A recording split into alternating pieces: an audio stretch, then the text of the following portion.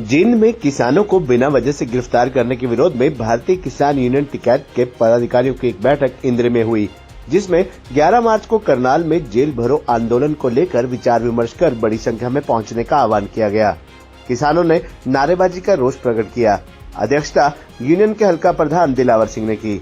दिलावर सिंह ने कहा कि बैठक में 11 मार्च को बड़ी संख्या में करनाल में जेल भरो आंदोलन में पहुंचने को लेकर चर्चा की गई और वहां एकत्र होकर प्रदर्शन करते हुए डीसी ऑफिस पर जाकर किसान गिरफ्तारी देंगे।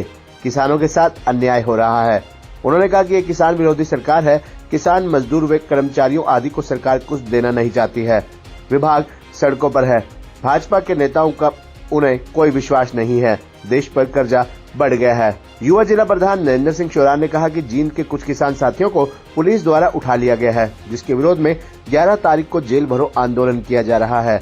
खनौरी बॉर्डर से अपनी गाड़ी लेने के लिए जाने वाले किसानों पर पुलिस द्वारा बेवजह कई बड़ी धाराएं लगा दी गई हैं, जैसे कि वो कोई बड़े अपराधी हों। अब जींद में भी जेल भरो आंदोलन चलेगा। उसके बाद 11 मार्च को करनाल में हरियाणा से किसान जेल भरो आंदोलन में भाग लेंगे और 14 मार्च को दिल्ली के रामलीला ग्राउंड में संयुक्त किसान मोर्चा की एक बड़ी महापंचायत होगी। उसके बाद आगामी रणनीति वहीं से तय होगी और किसान उसी अनुसार आंदोलन करेंगे।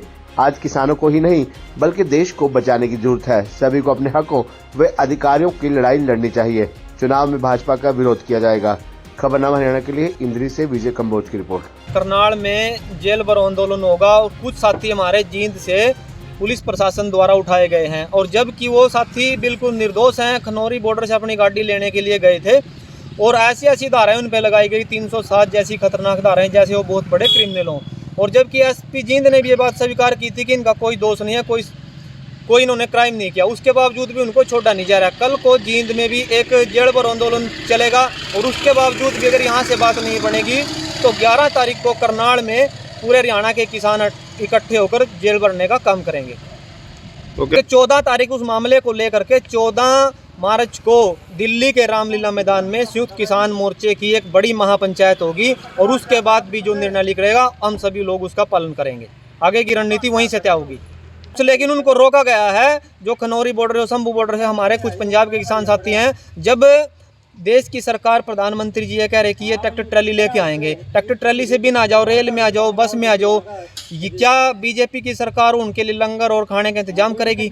जब देश के किसान के पास ट्रैक्टर ट्रैली है तो फिर वो अपने ट्रैक्टर ट्रैली में अपना राशन पानी तो लेकर जाएगा। हम बिना ट्रैक्टर ट्रैली के चले जाएंगे। लेकिन सरकार को ये जिम्मेवारी लेनी होगी कि जितने दिन भी आंदोलन चलेगा हम इनके लिए खाने और पीने के राशन की सामग्री का इंतजाम हम स्वयं करेंगे। यह पूरे हल्के वालों को सूचित किया गया भाई 11 तारीख को ज़्यादा से ज़्यादा किसान भवन जाट धर्मशाला करनाल में इकट्ठे हो और वहाँ से चल करके प्रदर्शन करते हुए और डीसी ऑफिस पहुँचेंगे और वहाँ जा कर के गिरफ्तारियाँ देंगे। पूरे हरियाणा में ये मैसेज है। पूरे हरियाणा से वहाँ सभी लोग इकट्ठे होंगे। इसीलिए आज ये मीटिंग की गई है। तो एमएसपी को लेकर के भी चर्चा होगी क्या? हाँ, एमएसपी को लेकर भी चर्चा होगी। सभी मुद्दों पर चर्चा होगी। जैसे बॉर्डर पर पड़े हैं उनके साथ अन्याय हो रहा है, जैसे खेड़ी चौपटा में होया है वो बहुत भारी अन्याय कराया गया और ऐसे काम सरकार के थोड़ी ना होते हैं। पब्लिक कर दो कोई बात नहीं। सरकार खुद एक मौजूद आदमी कुर्सी में बैठा पूरे प्रदेश का मुखिया और वो ये कारण करवा रहा है, तो अच्छी बात तो थोड़ी ना है।